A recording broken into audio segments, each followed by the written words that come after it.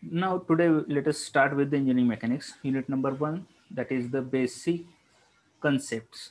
Now let us see very first definition of the applied mechanics. It is the branch of engineering which studies the effect of external force applied on any matter, on a particle or a body. Now let us consider one of the body on which some external force is acting, and the effect study of that particular effect is nothing but the applied mechanics. Okay, now what is mean by then engineering mechanics? Now it is the branch of physical science which deals with the behavior of body when the body is at rest or in a motion. It is the branch of physical science. As we know that generally the mechanics is deals with the physics, okay, and the physical science which deals with the behavior of your body, and when the behavior is studied under rest or under motion. Okay, and depending upon the body which mechanics is applied, the engineering mechanics is classified into the mechanics of solid and mechanics of fluid. As we know that solid and fluid, again this mechanics is further divided into solid and fluid. The civil engineer and mechanical engineers are studying this subject, fluid mechanics, in the secondary engineering. Now right now for the today's your syllabus, you are studying this first year engineering, we are deals with this solid mechanics. Okay, we have to study this solid mechanics. Now objectives of engineering analysis and design. As we know that what we are finding out under this engineering mechanics is the analysis, and further part is the design. And what is design, we will see it later on. Let us focus on first analysis. What is the analysis? As the objectives is, first objective is safety. The structure should be able to carry all external load safely without failure, that is without breaking or collapse under the loading. Now let us say one simple example. Right now you are you might be sitting on the chair or on the bed, whether it is carrying the safe load. If yes, it means that you are transferring the safe load, means you are on which the chair you are sitting, it carries the safe load. If the load is increasing and the load is increased up to the failure, it means that the structure or that particular chair is not safe in that particular condition. Okay, it means that what is the object? We have to design the chair which is standing or you are sitting in on that particular chair, it should be safe enough, and that is nothing but what your design. You should be such a design that the sizes, the thickness, the dimensions, it should be such that it may carry the safe load. Okay, next is the stability. Structure should not move under the expected load. It should not move. When you are sitting on the chair, it should not move. Otherwise, you are sitting and the chair is moving to and fro. Whether you will be feeling it stable? No. It means that it should not move. It should not move under any expected loads. Third one is the serviceability. The structure should not deform or the crack. When you are sitting on the chair, it should not deform or it should not be crack, undesirably unexpected load. Okay, and last one is the durability. The structure should last for a reasonable good period of time. It means that you are using that particular chair should serve its full life. Okay, otherwise you are purchasing in the last week and it is broken in the next week, it means that it is not durable material. Oh, okay, the material should be durable one. If you are using the plastic one, it may contains the lifespan of near about the 15 to 20 years. If you are using the chair of wooden, it may take the lifespan of near about 30 to 40 years. And if you are using the steel chair, it may carries the life of more than 50 years. Okay, the durability generally depends upon the which kind of an material you are using. Now the next part, that is idealization of engine problem. Now very first idealization is the rigid body. As we know that the rigid body is defined as the body which can retain its shape and size even if subjected to external force. Now let us consider one body is there and it carries an external force, one body and which carries an external force, and due to this external force, whatever the shape or whatever may be the size of that particular body, if it is not changing at all, it means that this body is rigid one. Okay, in practice there is small deformation of body under the action of force. Generally all the bodies are undergoing small deformation. Such deformation is neglected and body is treated as rigid. Generally we are neglecting such kind of an deflection and we are treating it as a rigid body. Now let us say one stone is there and you are applying something load over that particular stone. It contains small deformation, but we are neglecting that. We are neglecting and we treated it as a rigid body. It means that we are idealizing. We are idealizing that this body is a rigid one, but actually it is not. But we are assuming that we are neglecting the deformation and we are treating this body as rigid body. Actually practically no body is a rigid body in a universe. Okay, but for our simplification of engineering problems, we are neglecting the small deformation and we are treating these bodies are rigid one. These are the our first idealization.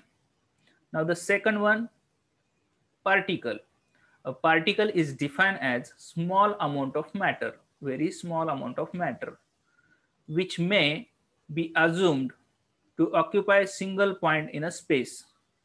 Now let us say a particle on objective have very small dimension as compared to its range of motion can be called it as particle. For example, star, planet, rocket, bullet.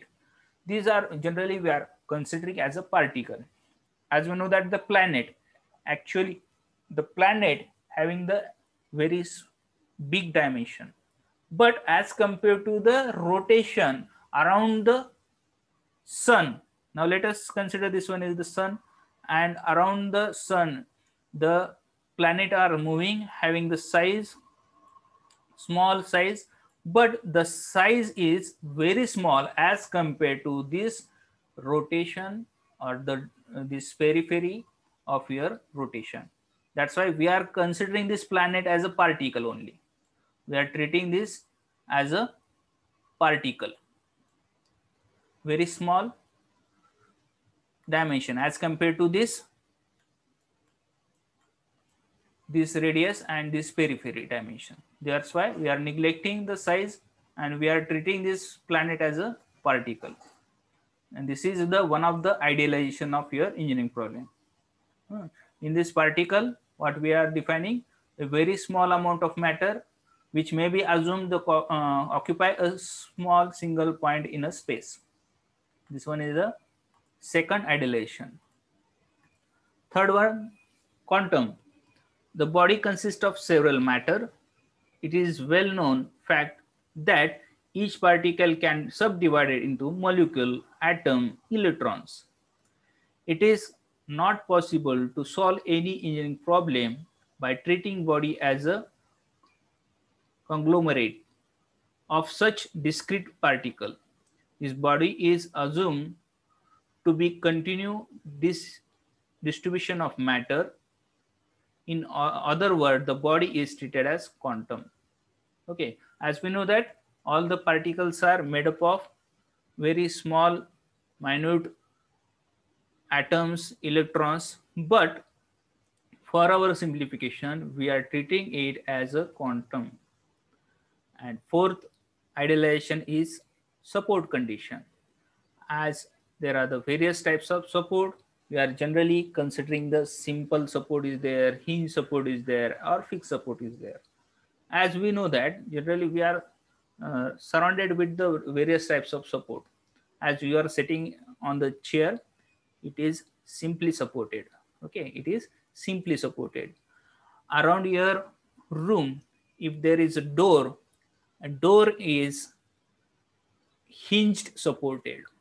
It means that door is rotated about the hinge. Okay, fixed, as we know that your foundation, your building foundation is fixed one. It means that fixed supported.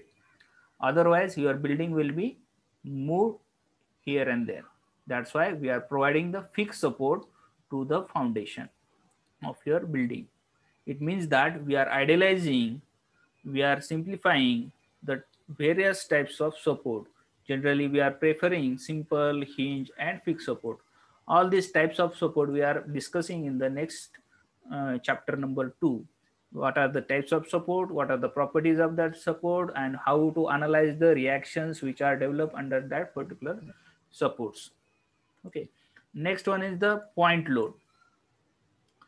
If area over which force is acting on the body is small compared to the size of body, it may be treated as a point load. Now let us consider one ladder is there and which is supported over the wall and the floor. Now let us say this one is the wall over here, and here there is floor, and this one is the ladder. And this on this ladder, if let us say one man is standing over this ladder. Okay, as we know that when you are standing over the ladder, your total weight is acting over a very small area, which is acting over a very small area compared to the size of body. Now if you are considering the size of this man is large, but the area which is acting is very small, means let us say this W is acting, weight of this man is acting over this ladder on a very small area. Therefore we are assuming the point load. We are assuming the point load. For our simplification, what we are treating, this one is point load. We are treating this load is point load. Instead of considering the larger area, we are treating this one is point load. This one is the our fifth idealization, means idealization of your various problems. Means whatever may be the problem we are surrounding, we are simplifying it and we are idealizing it as per your convenience, and we are solving these engineering problems. Now the next is the engineering mechanics classification. Now very first classification is static and another one is dynamic. Now under this syllabus we are dealing with this classification, static, dynamic. Your whole syllabus is divided into these two parts, one static and another one is dynamic. Now let us see what is meant by static. It is the branch of mechanics or engineering mechanics which deals with the study of body or a rigid body in equilibrium under the action of force. Okay, this is the branch of mechanics which deals the study of body or rigid body in equilibrium under the action of external force. And under this static condition, the body is at rest. The body is at rest. Under this condition, body is at rest. Okay. And for the dynamic, it is the branch of mechanics which deals the study of body or a rigid body in a motion. In motion, when body is in motion. When body is in motion. Now let us say one car is moving. Under that condition, if you are studying, then it is called dynamics. And when, let us say, this car is standing or stopped over any location, in that condition, whatever may be the load transfer over that road, we are discussing in the statics. Okay, and this dynamic is again further classified into, two types. One is kinematics and second is kinetics. Now let us see what is meant by kinematics and kinetics. Now if you see here, this mechanics is first divided into statics and then dynamics. Statics is the body at rest and dynamics is the body in motion. And this dynamics is again further classified into kinematics and kinetics. Now what is meant by kinematics? The force which causing the motion are not considered. The force which are causing the motion is not considered. And kinetics is the force which causing the motion is considered. Force which causing the motion is considered is kinetics.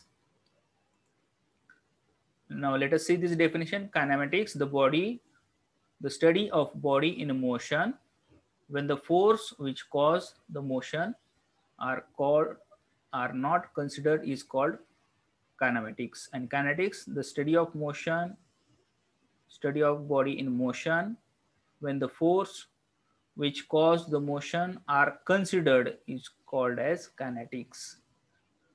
Okay, now today we are stop over here for the point of convenience, and then let us discuss about these points.